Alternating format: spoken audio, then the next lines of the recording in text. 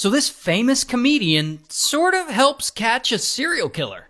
Now the serial killer's name is Joe, and Joe is around 28 when this story starts, and he's a police officer living in California. And Joe is just a straight up villain. Like all he wants to do is hurt people.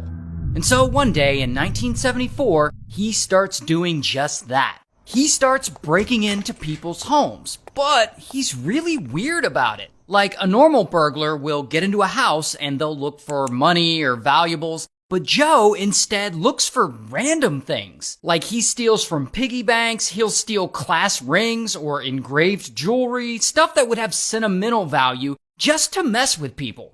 And since he's a cop who's worked on lots of burglary cases, he knows how to do all this and not get caught. And so he does it for about 2 years. But then he runs into a problem. Like with a lot of these types of people, stealing random things loses its appeal after a while. It's just not thrilling enough for Joe anymore. And so he escalates things. He starts breaking into people's houses while they're home and SAing the women he encounters. And he does this over and over and over again. And so this goes on for about 3 more years. And when that stops being thrilling enough, he escalates things again. And he starts breaking into houses and murdering the people he encounters. And he does this over and over and over again. And 7 more years go by. And it's now 1986. And Joe's around 40 years old at this point. And he's no longer a cop, but he's still going out and breaking into people's houses and committing murder.